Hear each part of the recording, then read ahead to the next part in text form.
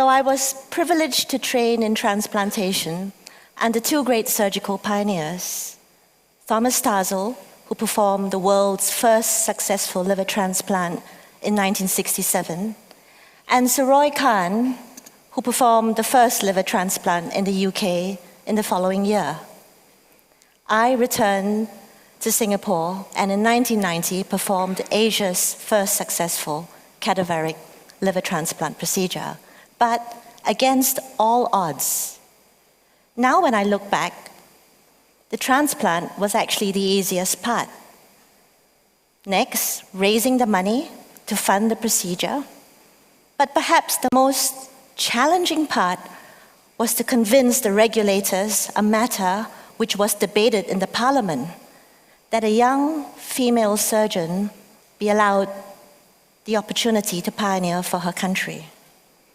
But 20 years on, my patient Surinder is Asia's longest surviving cadaveric liver transplant to date. And perhaps more important, I am the proud godmother to her 14-year-old son. But not all patients on the transplant waitlist are so fortunate. The truth is, there are just simply not enough donor organs to go around. As the demand for donor organs continues to rise, in large part due to the aging population, the supply has remained relatively constant.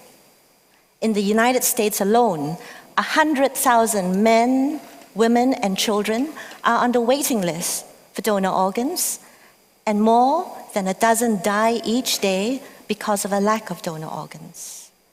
The transplant community has actively campaigned in organ donation, and the gift of life has been extended from brain-dead donors to living related donors, relatives who might donate an organ or part of an organ like a split liver graft to a relative or loved one. But as there was still a dire shortage of donor organs, the gift of life was then extended from living related donors to now living unrelated donors. And this then has given rise to unprecedented and unexpected moral controversy. How can one distinguish a donation that is voluntary and altruistic from one that is forced or coerced from, for example, a submissive spouse, an in-law, a servant, a slave, an employee? Where and how can we draw the line? In my part of the world, too many people live below poverty line.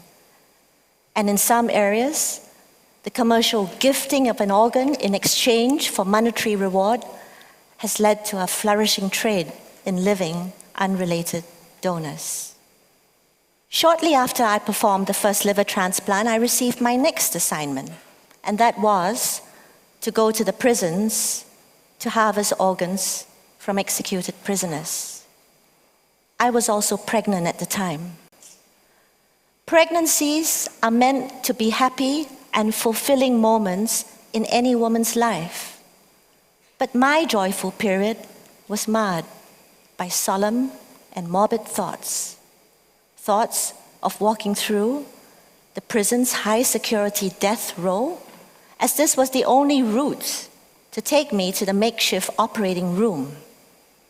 And at each time, I would feel the chilling stares of condemned prisoners' eyes follow me. And for 2 years, I struggled with the dilemma of waking up at 4:30 a.m. on a Friday morning, driving to the prison, getting gowned, gloved, and scrubbed, ready to receive the body of an executed prisoner, remove the organs, and then transport these organs to the recipient hospital, and then graft the gift of life to a recipient the same afternoon. No doubt I was informed that consent had been obtained. But in my life, the one fulfilling skill that I had was now invoking feelings of conflict. Conflict ranging from extreme sorrow and doubt at dawn to celebratory joy at engrafting the gift of life at dusk. In my team, the lives of one or two of my colleagues were tainted by this experience. Some others may have been sublimated, but really none of us remained the same. I was troubled that the retrieval of organs from executed prisoners was at least as morally controversial as the harvesting of stem cells from human embryos. And in my mind, I realized as a surgical pioneer that the purpose of my position of influence was surely to speak up for those who have no influence. It made me wonder if there could be a better way, a way to circumvent death and yet deliver the gift of life that might exponentially impact millions of patients worldwide.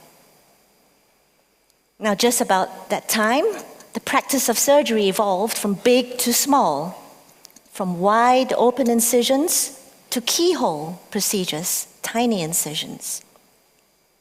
And in transplantation, concepts shifted from whole organs to cells. In 1988, at the University of Minnesota, I participated in a small series of whole organ pancreas transplants. I witnessed the technical difficulty, and this inspired in my mind a shift from transplanting whole organs to perhaps transplanting cells. I thought to myself, why not take the individual cells out of the pancreas, the cells that secrete insulin to cure diabetes, and transplant these cells? Technically, a much simpler procedure than having to grapple with the complexities of transplanting a whole organ. And at that time, stem cell research had gained momentum following the isolation of the world's first human embryonic stem cells in the 1990s. The observation that stem cells as master cells could give rise to a whole variety of different cell types, heart cells, liver cells, pancreatic islet cells, captured the attention of the media and the imagination of the public. I too was fascinated by this new and disruptive cell technology, and this inspired a shift in my mindset from transplanting whole organs to transplanting cells. And I focused my research on stem cells as a possible source for cell transplants.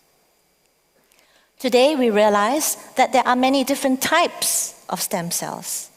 Embryonic stem cells have occupied center stage, chiefly because of their pluripotency, that is, their ease in differentiating into a variety of different cell types.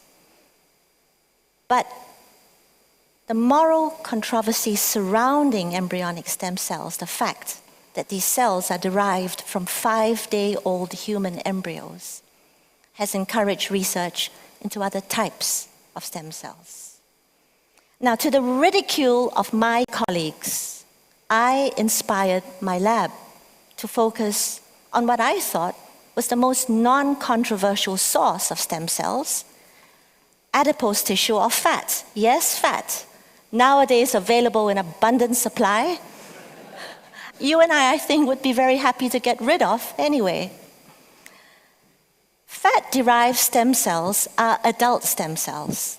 And adult stem cells are found in you and me, in our blood, in our bone marrow, in our fat, our skin, and other organs. And as it turns out, fat is one of the best sources of adult stem cells. But adult stem cells are not embryonic stem cells. And here is the limitation. Adult stem cells are mature cells, and like mature human beings, these cells are more restricted in their thought and more restricted in their behavior, and are unable to give rise to the wide variety of specialized cell types as embryonic stem cells. But in 2007, two remarkable individuals, Shinya Yamanaka of Japan and Jamie Thompson of the United States made an astounding discovery. They discovered that adult cells taken from you and me could be reprogrammed back into embryonic-like cells, which they termed iPS cells, or induced pluripotent stem cells. And so guess what? Scientists around the world and in the labs are racing to convert aging adult cells from you and me. They are racing to reprogram these cells back into more youthful iPS cells. And in our lab, we are focused on taking fat and reprogramming mounds of fat into fountains of youthful cells, cells that we may use to then form other more specialized cells, which one day may be used as cell transplants. If this research is successful, it may then reduce the need to research and sacrifice human embryos. Indeed, there is a lot of hype, but also hope that the promise of stem cells will one day provide cures for a whole range of conditions: heart disease, stroke, diabetes, spinal cord injury, muscular dystrophy, retinal eye diseases. Are any of these conditions relevant personally to you?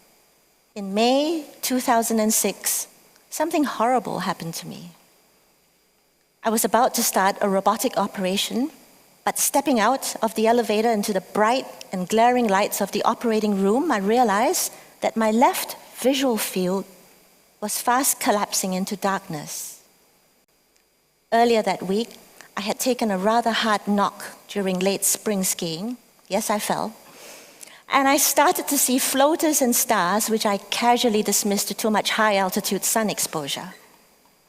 What happened to me might have been catastrophic, if not for the fact that I was within reach of good surgical access and I had my vision restored, but not before a prolonged period of convalescence, 3 months in a head-down position. This experience taught me to empathize more with my patients, and especially those with retinal diseases. 37 million people worldwide are blind, and 127 million more suffer from impaired vision. Stem cell-derived retinal transplants, now in a research phase, may one day restore vision or part vision to millions of patients with retinal diseases worldwide. Indeed, we live in both challenging as well as exciting times. As the world population ages, scientists are racing to discover new ways to enhance the power of the body to heal itself through stem cells. It is a fact that when our organs or tissues are injured, our bone marrow releases stem cells into our circulation. And these stem cells then float in the bloodstream and home in to damaged organs to release growth factors to repair the damaged tissue. Stem cells may be used as building blocks to repair damaged scaffolds within our body, or to provide new liver cells to repair damaged liver. As we speak, there are 117 or so clinical trials researching the use of stem cells for liver diseases. What lies ahead? Heart disease is the leading cause of death worldwide. 1.1 million Americans suffer heart attacks yearly. 4.8 million suffer cardiac failure.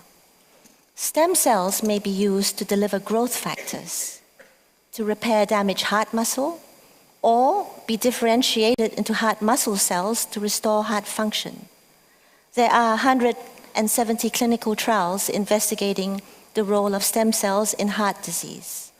While still in a research phase, stem cells may one day herald a quantum leap in the field of cardiology. Stem cells provide hope for new beginnings. Small, incremental steps, cells rather than organs, repair, rather than replacement. Stem cell therapies may one day reduce the need for donor organs. Powerful new technologies always present enigmas. As we speak, the world's first human embryonic stem cell trial for spinal cord injury is currently underway following the US FDA approval. And in the UK, neural stem cells to treat stroke are being investigated in a phase 1 trial. The research success that we celebrate today has been made possible by the curiosity and contribution and commitment of individual scientists and medical pioneers. Each one has his story. My story has been about my journey from organs to cells, a journey through controversy inspired by hope. Hope that as we age, you and I may one day celebrate longevity with an improved quality of life. Thank you.